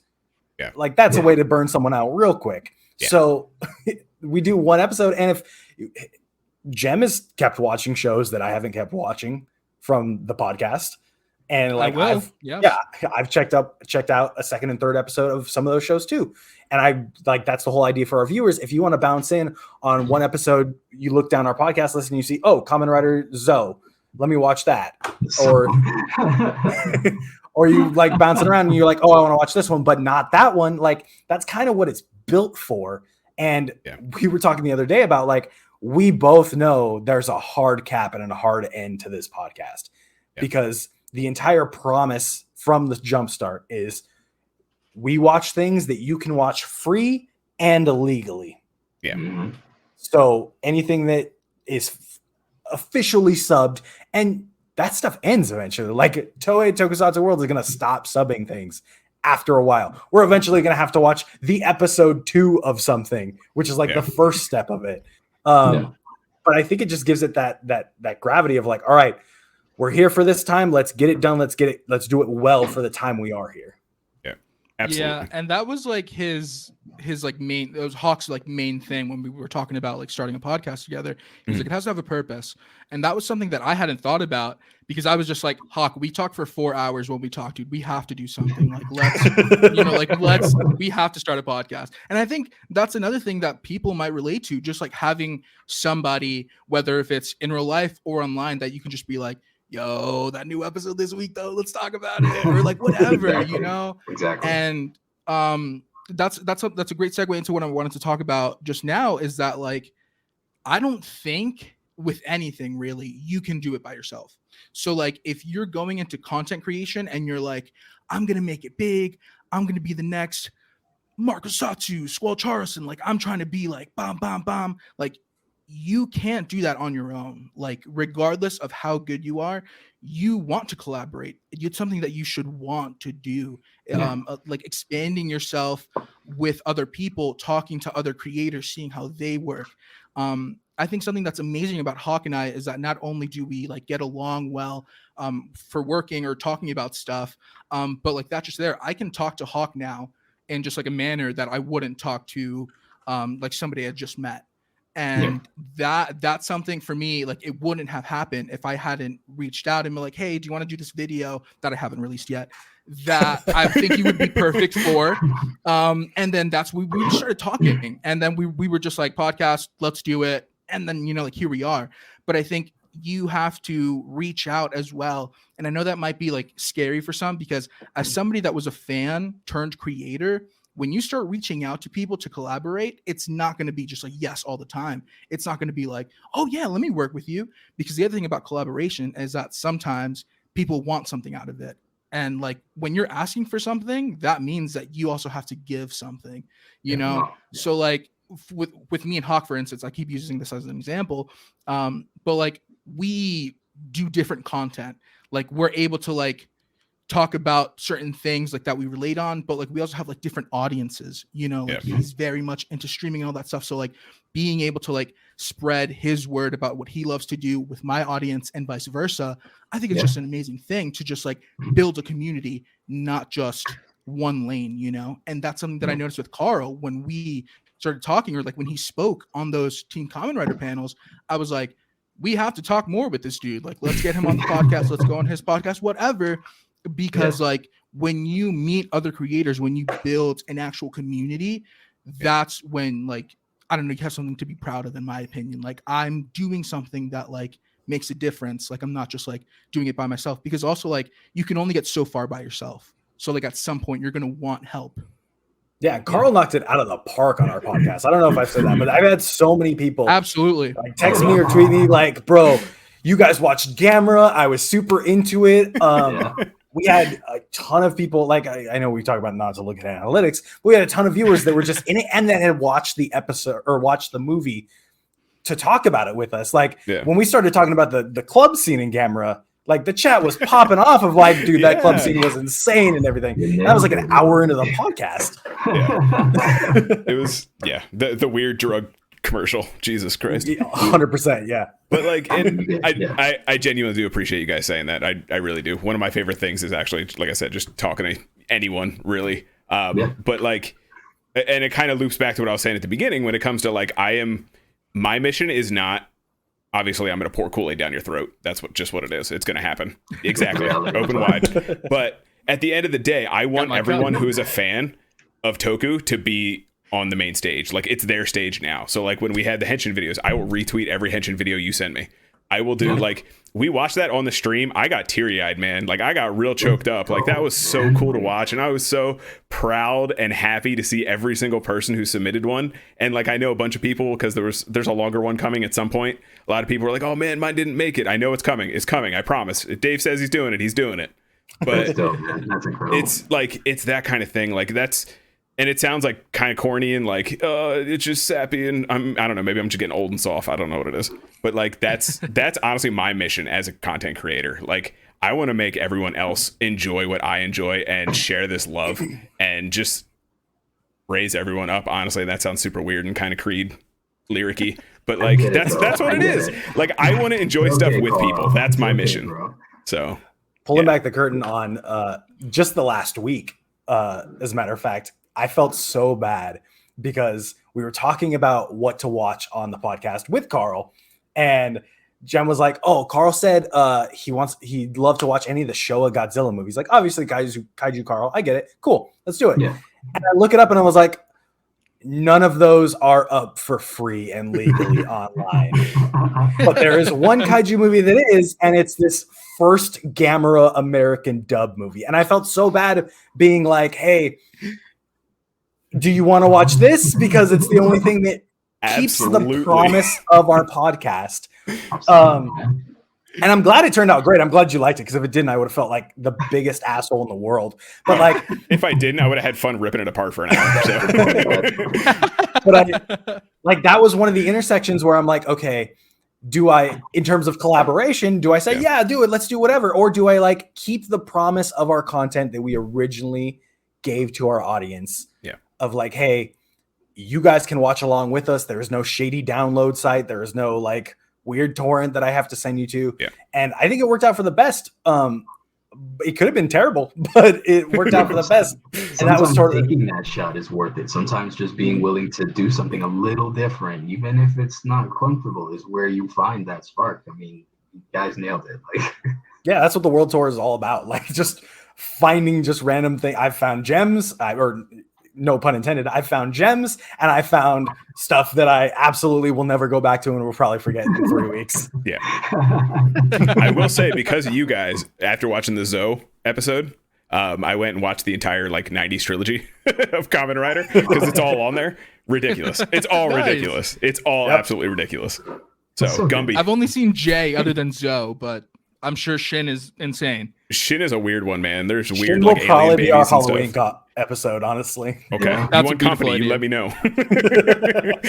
I think Yeah, it's honestly like Rob said it best, like shoot your shot. That's really what it is. Like, and honestly, like if you guys hadn't have brought that up and we just had the conversation, like that episode could have gone completely differently. You know what I mean? Like, and that's really what it is. Like, don't be afraid. Like, I'm going to invite anyone to just shoot me a message and see if you want to do something, or just ask me a question, whatever. And I'm if you guys are open to it, like obviously we're all down to always answer Toku questions, that kind of thing. I'm not going to speak on collaborating, you know, that's your guys' business. But you know what I mean? Like, just shoot me a message, start the conversation, and then if it goes somewhere, cool. If not, hey man, I love talking to people about Toku. That's all it is. That's honestly all it is. So The definitely, funny part about if you're shooting your shot is I bring it back to, like, I throw it back to Jem all the time, but Jem asked me to be a part of this video that he's working on. And probably a month or so later, a month and a half, I had an idea for Jem to be in a video. And I felt so bad asking without doing his first. I was like, well, he hasn't hit me up about his yet, but I have this idea that's kind of, there's a time frame on it. If it's the we did a top 10 in 2020 for Tokusatsu, so like it had to be out by a certain time, because if you put that out in there's a clock February, like it doesn't really make sense. Won't matter. Then you get the comments of like, this would have been much more enjoyable 2 months ago. Thank you. And so my wife was literally like, hey, just text him. Like she's not a content creator. She doesn't understand any of this stuff. So from an outside perspective, she's just like, hey, you're dumb. Why don't you just send him a message? Dude, that's so funny. That's literally Fee with me all the time. I'm like freaking out like, oh my God, what did I do? And she's just like, relax. Yeah, exactly. When you're But it's left funny on that you red say that. panicking. But it's funny that you say that, because like I'm sure now like you realize with stuff that like I'm game for anything.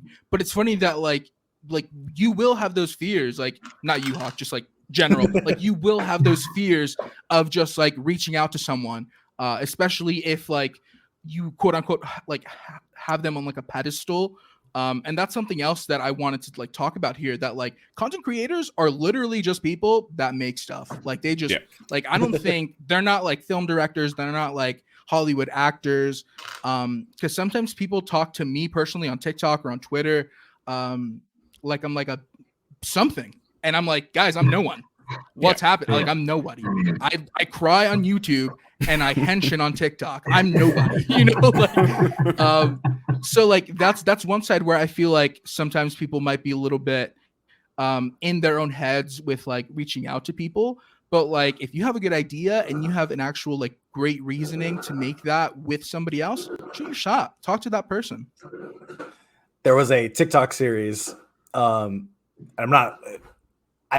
joke about it all the time with him. There's a TikTok series where people were like, day one of henshining until Pronghorn Heroes noticed me.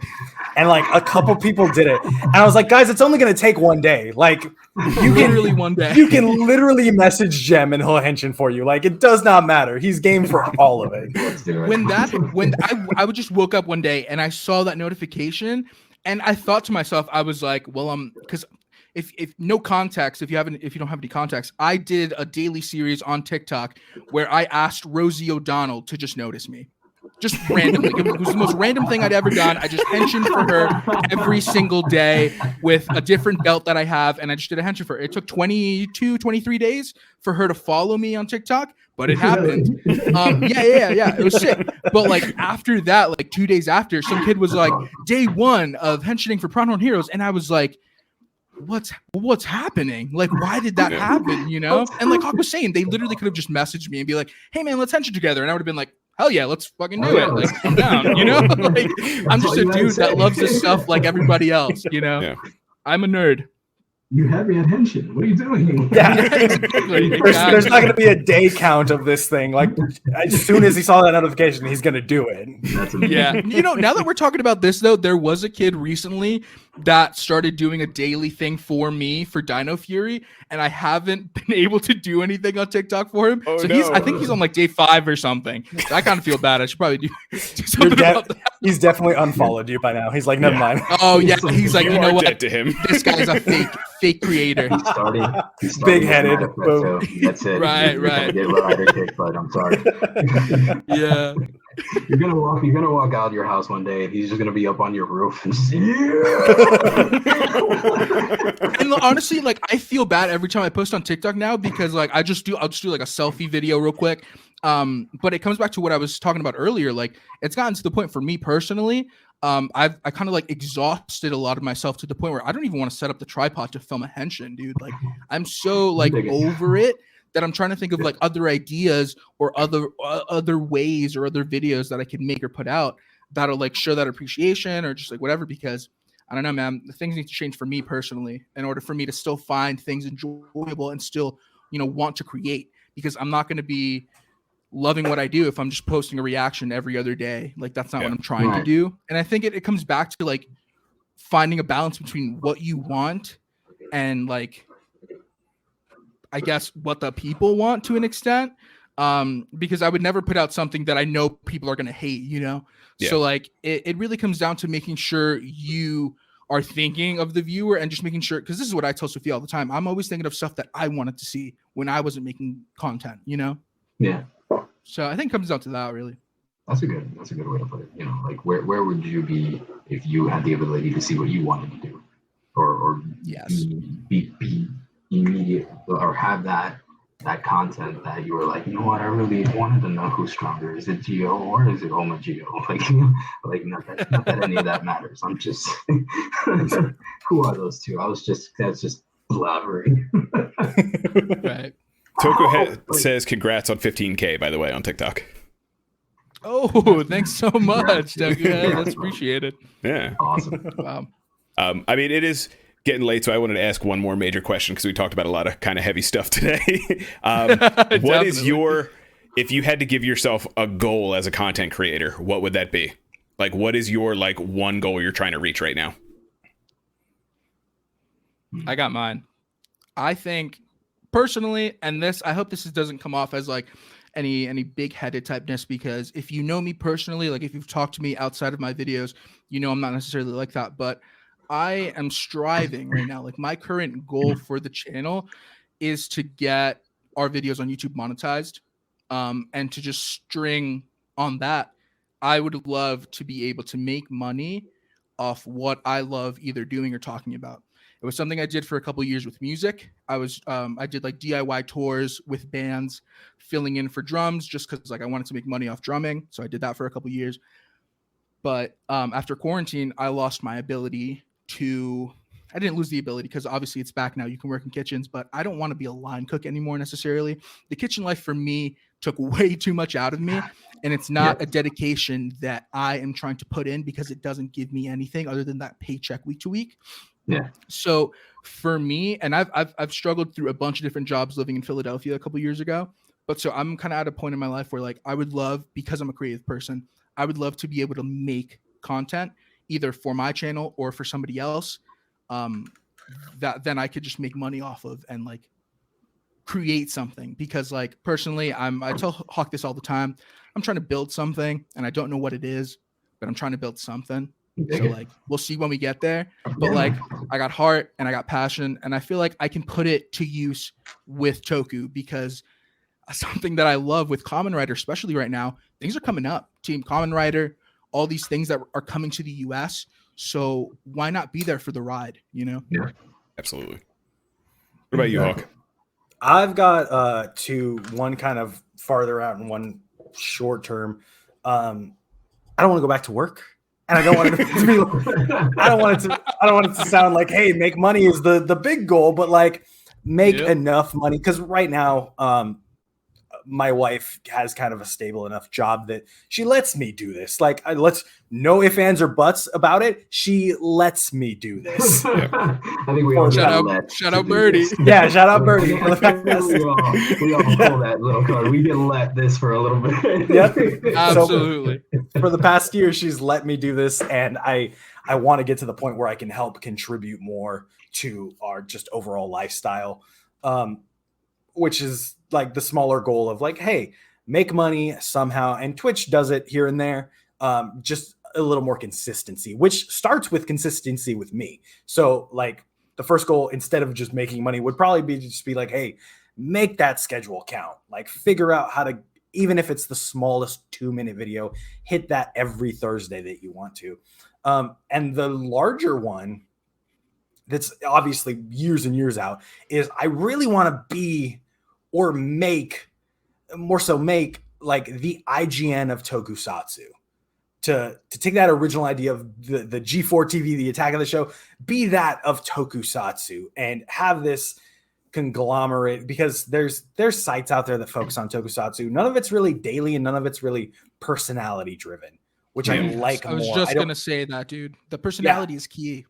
And I don't really want so much the news aspect of like, hey, this just got announced, this SH figure art just got announced. I'm looking for the personalities of people, of like that you can draw to. I don't know if you guys are big IGN fans, but like back in the day, what got me into it was like the Greg Millers and the Jessica Chobots of that doing the daily fixes and stuff, or the Kevin Pereira and Olivia Munn on Attack of the Show. Like that's the kind of stuff I gravitate towards. And I think it's just kind of a hole that's not missing in Tokusatsu, but I don't think people understand that they would like yet. Yeah, it seems like that's the next step for what's happening now with the Western push. So, you know, once we have this, once we see the effects of the releases and, you know, hopefully our little contribution, you know, by just giving word of mouth out there, is going to be how that window to that vision opens up, man. I see that might not be tomorrow, but you know, it's definitely something that's definitely possible with the way things seem to be going. And you know, I know Carl's all about, you know, increasing the platform and making the voices bigger, and that's kind of a doubling of that or a finalized form of what he's trying to achieve as well. It seems like this community can pull together and create that kind of environment. That sounds like a really good ambition to me. Yeah, I think thank you, by the way, but I think that there just needs to be this hub that you can point at when all this stuff blows up and we get official Western day and date simulcasts in America, just like Funimation already does it. It's already, the precedent is already there. So when we start getting that for Rider, whether it's on YouTube or their own streaming platform, if there is a hub that you can point people to of like, hey, you want to know how this all came about, or like what the latest and greatest is, what the meta of the entire fandom is, like, you go here. Right. You can go here, and it's not just my opinion. It's not just me and one other person. Like, it's a ton of, whether it's freelancers or whether we're all getting paid, which would be obviously the ultimate goal. But just this entire conglomerate of people that we have, the Ultraman guy, we've got these Kamen Rider people, we've got these Super Sentai people, all putting out interesting content, not just the, hey, this episode, because like we were talking about, I've fallen in the trap before of, instead of reviewing an episode, recapping an episode and just saying beat for beat what happened. Yeah. But I like if we can, if I had an ever-changing roundtable every week of people to talk about each thing, so you get those fresh perspectives. You have those people you agree with on the platform, you have those people you don't agree with, and they're all in one place. Absolutely.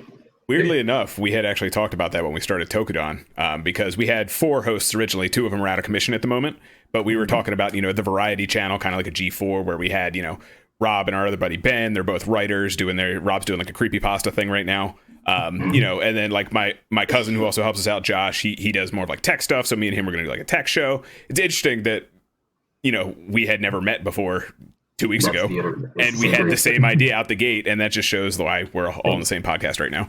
But it's the same vibe. I think that'd be amazing, and I am all for that, because yes, I would love to have Toku G4 kind of thing. it also kind of speaks to the fact that there is kind of already that, like, it's Team Rider. Yeah, Team Rider is kind of the hub, which is why you guys met, which is why we met and everything. Yeah. They're kind of the hub to go to for that stuff, but it's not consistent enough for my liking, if that makes sense. Okay. Yeah, I think it could also benefit from having not just Team Kamen Rider, but Team Tokusatsu, like Super Sentai, Ultraman, all the other stuff. Because, like, while I am all about the Kamen Rider hype, and I will be behind that train the whole way, wherever it goes, I think Super Sentai and Ultraman, and if they want to bring Metal Heroes back, they should also have that place like you're talking about. Yeah, we're like, you can just like, I know that those people are doing really cool stuff for that show, and I love Team Kamen Rider for that reason. Yeah, but I definitely think that Super Sentai could benefit from something like that as well. Drake is saying they're watching the birth of something beautiful here, and it's probably true. 2 years out, we're gonna start Toku G4. 2036. 2036. Oh, same time I put out what that do the Z1 ones video. take place? Is like 2022, 2021. It's coming. Don't worry.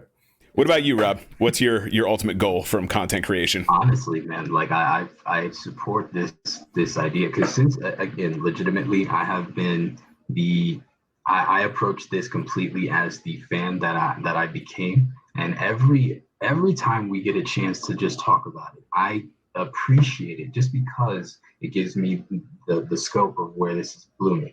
And legit, bro, since we started this podcast, since we really promoted and getting the grand scheme of things and the hard work that you're putting into it, I am all the more excited to see where we become. I keep hitting my head, like where we go from here, because no matter what, just the idea that I can one day, and this is my dream, one day I'll turn on the TV. I'm 88 years old for the second time. They solved immortality, so I'm there. And then my kid turns on the TV, and then there's an American Masked Rider show. That's what I want to see one day. And maybe it's a female lead. Let's just be progressive, but you know what I mean? I really want that to be what we get next, because if we can do it with Power Rangers and have that and create that establishment, there is a foundation for Power Rangers in every kid, because you call it Japanese Power Rangers. So come on. that's the key here. Yeah. That's my dream. For me personally, it's weird too, because 2 years ago, my goals were, I was much more into drawing and doing comics, which I still do, but it's more of a free time thing now. It was always like getting fan art of my characters and asking to be on a panel. I hit asking to be on a panel surprisingly amount of times in the last 2 years or so. And like, it's super flattering and surreal every time. And I always thought that was like always a big grandiose dream. And then it happened. Like, even when I go on to shows like your guys' show, like I get super giddy, and like all day at work, I was like, I'm going to schedule these patients, but I'm also going to talk Toku tonight. You know what I mean? Like, it's surreal and humbling all at the same time. Once, like, because that's just my thing. Like, I've always just wanted to talk about this stuff, and being asked, like, not even being like, hey, I'll come see you guys, you come see me, like, whatever, like, just being out of the blue, being like, hey, you want to come on? Like, that is the most humbling, surreal thing to me. And that's always one of my goals, and will forever be one of my goals, just to have that opportunity to talk for 10 minutes, because I like flapping my lips. But it's appreciated every time. Like, I really don't know how else to describe it other than surreal. Like, it's so cool. And, I really want to thank you guys for having me on your show. And Team Rider, if you guys listen to this, thank you for dealing with me for multiple weeks in a row. But like, like, I was thinking about it this week just because, you know, I am getting older. I've been through a bunch of jobs at this point. You know, the monetizing thing obviously is a big part of it. I would love to, you know, be able to do flapping my gums at a time. And I think it would be pretty cool. And I think that's definitely a far off goal for myself. Like, obviously I want Tokudon to succeed. You know, I want you guys to succeed as well. You know, we all want to make money and just kind of hang out and do whatever. But for me, honestly, having this hub you're talking about really is very cool. I would be absolutely about that. And also just not having Kamen Rider be niche would really be my ultimate goal, honestly. And that sounds weird. Like, I don't want it to be like mainstream, you know what I mean? But like, not it being this weird stepchild thing that it is right now. That's kind of my goal. Sorry, go ahead, finish. No. I was just gonna ramble and probably repeat myself. So go ahead.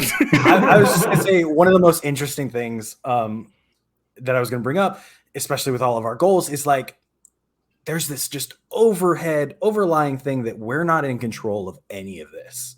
We talk about things that we can view, things brought over, but like Kamen Rider's not going to become mainstream because of us. Yeah, it's going to become mainstream because they put it out. They make it, they being Toei, like make some licensing deal, make it official, the streaming service, put it on YouTube, wherever they put it. And I feel like at times we're just kind of waiting for that moment to happen. Yeah. And when that moment happens, people are going to be looking for those sources that we already put out there. We already put out videos every week on this kind of stuff. So people are going to be looking for that stuff. And I say all the time, the minute they start doing it legally week to week, me on Twitch is kind of done. Like, that Tuesday night slot is wide open for anything besides our podcast. Like, I'll stop doing it, but as long as it's not out there for people, like, I'm going to supply it because it's the only way I know to get those new fans aboard. Yeah. And absolutely. that's the key. The louder we are, the more we get out there, the faster that's going to happen. Mm-hmm. Yeah, I think that's a great point as far as like we don't have any control of like how this blows up. Like, you could have a great video that gets up there, but like that doesn't do anything to like bring that show over here, you know? Yeah. So like I think that's a great perspective as far as like you're making content for a series and you know, like shows that aren't supposed to be here technically, you know? So like when they do actually come through, I think it is good that there are creators like, you know, like us and all the other creators out there that have been here for years, just showing that there are people that do appreciate these shows, whether it's just fans or creators. Like, there's a bunch of creators out there with names and without names that are just trying to show their love to this show that for some reason isn't available for free or officially here yet.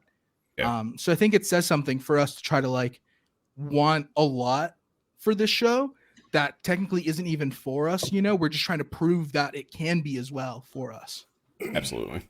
Yeah, and if you need proof of that, you can look at the top Tokusatsu creators like on YouTube right now, the Marcosatsus, the Estes, the Squalls, and look at that subscriber count or that view count and know that is your market cap at this point. Because those are like the biggest names on YouTube for the things we do, and they're pulling 40,000, 60,000 subscribers. There's not many people outside of those looking for the kind of stuff we talk about. Yeah.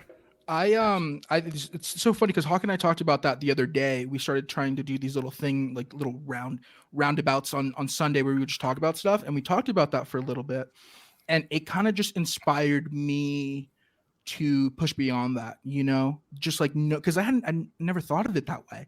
How like there is a cap for even the most popular content creators in Tokusatsu, you know, like there's a limit for how much of a following they have.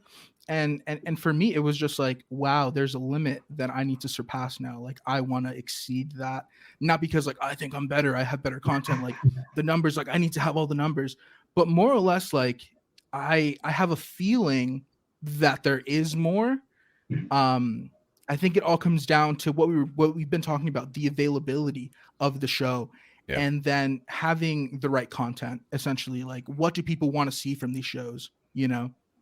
But I just thought it was a really interesting note that like there is a limit to like how many people are interested. But I guess it's just up to you to decide like if that's enough, right? Like, is that the correct number? Like, should that be the limit, or are you trying to like go beyond the stars? Yeah. No, I mean, finding one is happy. I'm good with one extra person a day. Yeah. Yeah, It's and that's never that over. mentality. One extra That's person a a day is mentality. good I for think me. from day one, I've been like 100 subscribers, 1,000 subscribers. Those are 100 friends that I would have over for dinner and just talk about Tokusatsu all night. You know what I mean? So like, that's good. Yeah, that cap is part of the reason I focus on other things besides Toku, like the Digimon videos and everything. Because if I get people in with that, and then I can like turn around and surprise you with like, check out this Kamen Rider tier list and all these cool suits, like, and then that person's like, oh, this is pretty cool. Let me start getting into that. That's the goal of like we talked about our different approaches to content creation, of just kind of sneaking it and reeling in new people and being like, hey, this is cool too. You know what's nerdy? You know what? You want to belong in this nerd sphere? This stuff. Come on in. Like, let's hit that next lure level. them to the dark alley, then you open the overcoat and you're like, but you want to watch this, don't you? Exactly. Like, what are you buying? It's like, all right. Carl's up in the labs just mixing the Kool-Aid. Yeah. Like the second it hits big in the West, you're gonna see me like Shin Godzilla rolling out the trucks to like pipe it into people's mouths. Oh yeah. Guys, it's we've been talking about this for a long time. I want to thank you so much for coming on the show. It's been a blast all week, and I love talking to you guys. This is usually the part where we shamelessly shill everything we do. If you guys want to take it off, Plugs all around. Go for it, Jen. My name is Jem. If you haven't heard, I run a little channel called Pronghorn Heroes, and we like to do fun stuff. Like I mentioned at the beginning, just like fan henshins, reactions. Sometimes I'll review stuff if I really get my mind to do that. But overall, you can find us at any social media at Pronghorn Heroes. We're on TikTok, Instagram, Twitter, all that whole shebang. Mainly YouTube, though. That's what I'm trying to make the base of where people can find us. But you can also find me every Tuesday at 9 p.m. Eastern Standard Time, 6 p.m. Pacific Time at Toku World Tour with my boy Hawk. Boop, boop. Drake in the chat just said, hey, that's what Hawk just did to me, because I lured him in with Digimon, and then we watched that V Cinema this morning. And he was like, hey, where do I watch this? How do I get more? And I was like, let's go. Nice. We throw you over to Carl's channel. There's a bunch of Kool-Aid there. Let's do this. I was going to say, let's pour him a cup. Toku head is like, you're the drug dealers of Toku. That is the best way to describe it. I love it. That's hilarious.